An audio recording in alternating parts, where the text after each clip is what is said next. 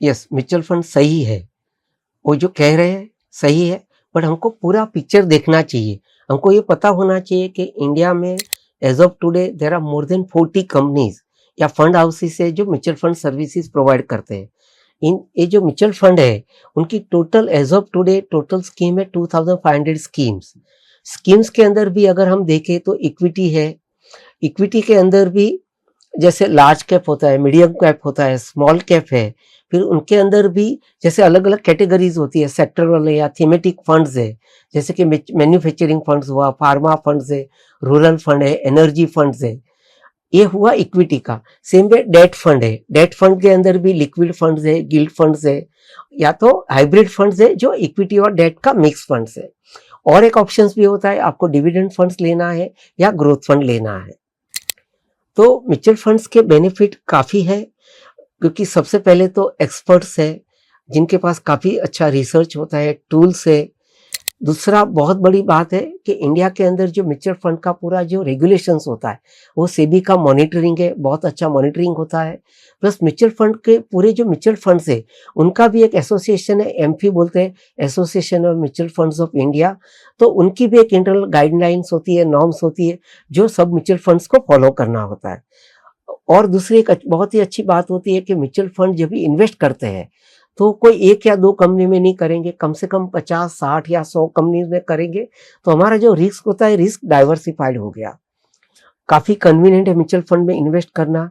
Anyone can invest even with as little as 100 rupees से आप invest कर सकते हो। फिर लास्ट में इजी लिक्विडिटी है, हमको जब भी अगर पैसा चाहिए वापस, आप रिडीम करो यूनिट्स, आपको 1 या 2 दिन में आपके पैसे वापस मिल जाएंगे। तो हम क्या करें, कैसे इन्वेस्ट करें? डिफिकल्ट नहीं है, बहुत सारी इंफॉर्मेशन ऑनलाइन अवेलेबल है। हम थोड़ा रिसर्च करना चाहिए, स्टडी करना चाहिए।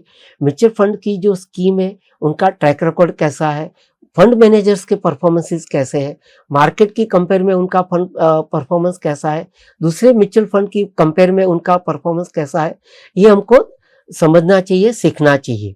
दूसरा हमको ये भी याद रखना चाहिए कि पास्ट परफॉर्मेंस, म्यूचुअल फंड ने पास्ट में अच्छा परफॉर्मेंस किया डजंट मीन के फ्यूचर में भी उनका परफॉर्मेंस अच्छा होगा। प्लस रिस्क एपिटाइट, आपका रिस्क कैसा है, मेरा रिस्क लेने की कैपेसिटी कितनी है, वो हमको ध्यान रखना चाहिए।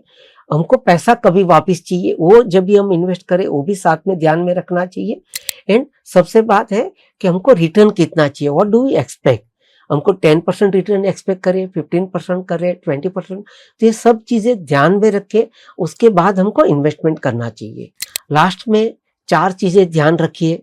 सबसे पहली, म्यूचुअल फंड है तो रिस्क भी है, ऐसा नहीं है कि रिस्क नहीं है।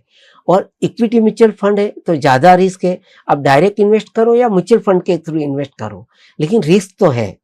सेकंड, हम जब भी इन्वेस्टमेंट करें एटलीस्ट हमारा जो इन्वेस्टमेंट है उनको 2 या 3 म्यूचुअल अलग-अलग म्यूचुअल फंड्स में इन्वेस्टमेंट करें, 2-3 अलग-अलग स्कीम में इन्वेस्टमेंट करें, जैसे हमारा इसकी वजह से हमारा जो इन्वेस्टमेंट है वो डाइवर्सिफाइड हो जाएगा। एसआईपी डेफिनेटली बहुत अच्छा टूल है लॉन्ग टर्म हमारा इन्वेस्टमेंट अक्यूमुलेट करने के लिए। एंड लास्ट में जो म्यूचुअल फंड डिस्ट्रीब्यूटर्स होते हैं, एडवाइजर्स होते हैं, लुक फॉर द अच्छे डिस्ट्रीब्यूटर्स है, ट्रस्टेड डिस्ट्रीब्यूटर्स है, उस पे एक देखने की कोशिश करो, उनका गाइडेंस लो, बाद में इन्वेस्ट करो। Thank you very much.